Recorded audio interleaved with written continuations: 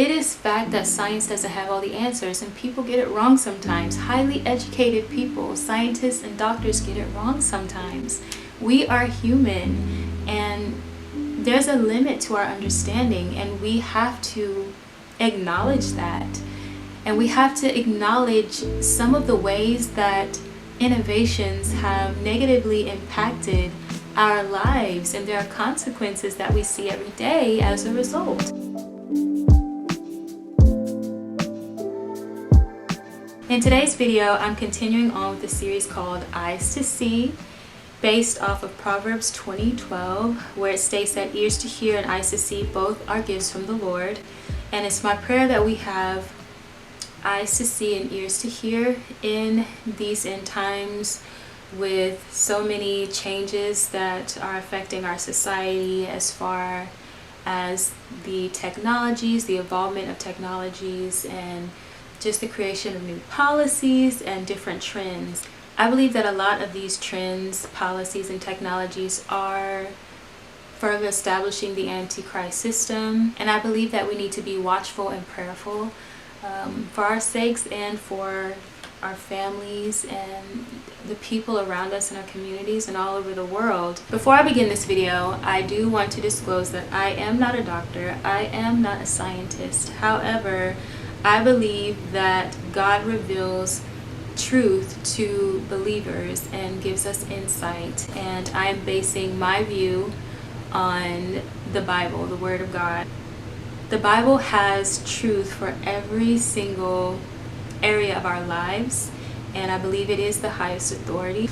I hope you can be respectful, and that if anyone isn't a Christian who has stumbled across this video, that you will open your mind to what I'm about to read and the information that I'm going to present. And make sure that you stay to the end of the video, because I've included some reflective questions that I think would be good for all of us to ponder on. Artificial intelligence is built off of a replication of human thinking, and it's said that it will exceed human thinking, and in certain instances human input will be unnecessary. People take great pride in innovations and wanting to be the best and wanting to create things, and I don't believe that that's entirely wrong, but humans can only create based off of things that are already created. Human life itself,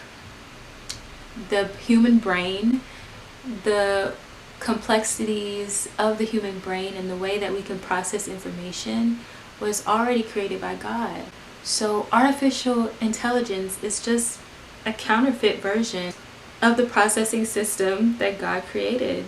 It's just as simple as that. I believe that we as people need to humble ourselves, especially those in the fields of science and medicine, because the Bible warns us that leaning on our own understanding is a dangerous thing. So the Bible supports this idea in 1 Corinthians 3, starting at verse 18, where it says, "Do not deceive yourselves.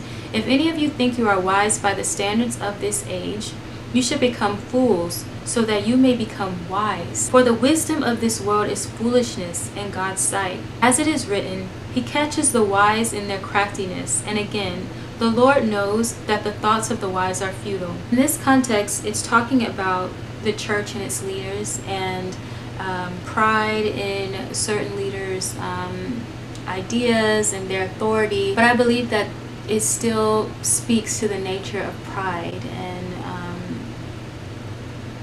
how it can lead us astray. I believe that we should also seriously guard our hearts against the pride that is motivating us to fight against the spiritual laws and boundaries that God has had set in place since the beginning of time. We are seeing and can even perceive some of these consequences that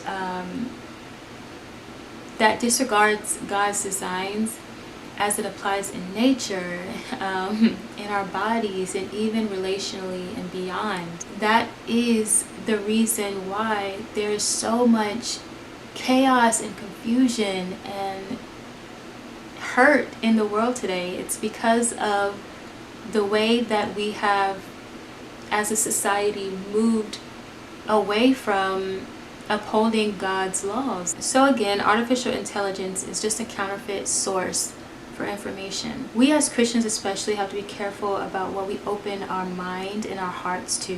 This created thing lacks judgment and a conscience, and they cannot compete with the human heart and mind when it is submitted to and governed by God. And that is the key. Job 28 starting at 12 says, "But where can wisdom be found?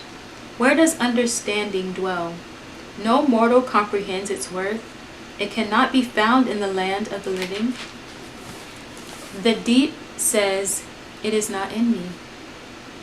The sea says, it is not with me. It cannot be bought with the finest gold, nor can its price be weighed out in silver. It cannot be bought with the gold of Ophir, with precious onyx or lapis lazuli." Sorry if I'm mispronouncing. "Neither gold nor crystal can compare with it, nor can it be had for jewels of gold. Coral and jasper are not worthy of mention. The price of wisdom is beyond rubies. The topaz of Cush cannot compare with it, cannot be bought with pure gold. Where then does wisdom come from? Where does understanding dwell? It is hidden from the eyes of every living thing, concealed even from the birds in the sky. Destruction and death say, only a rumor of it has reached our ears. God understands the way to it, and he alone knows where it dwells. For he views the ends of the earth and sees everything under the heavens. When he established the force of the wind and measured out the waters, when he made a decree for the rain and a path for the thunderstorm, then he looked at wisdom and appraised it. He confirmed it and tested it.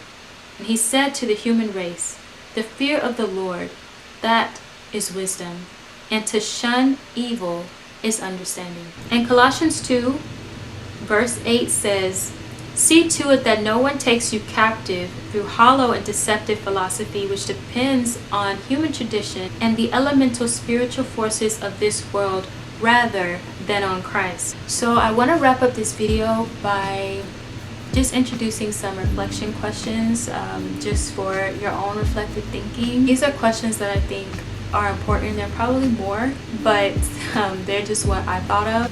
Number one being, how can this evolving technology be regulated if it disregards the need for human input and is considered superior to human thinking? Number two, how do you think this technology will impact the voice of the people who do not have great influence, power, or money, and who may become more and more irrelevant in the workforce? Number three, if there are measures in place to regulate this standalone technological thinking system, can we really trust that it will be effective and contained? Number four, what positions are replaceable with this technology? Drivers, pilots, military personnel? Can we trust that machines can operate in this capacity and that this technology won't be used for evil? What happens if accidents happen and people are impacted negatively? How will we know if things are even reported? Can we trust this? So these are just some things that have come to my heart and mind when reflecting on artificial intelligence, like I previously stated. If you have any questions or comments, make sure to leave it below, and I will see you guys in my next video. Bye!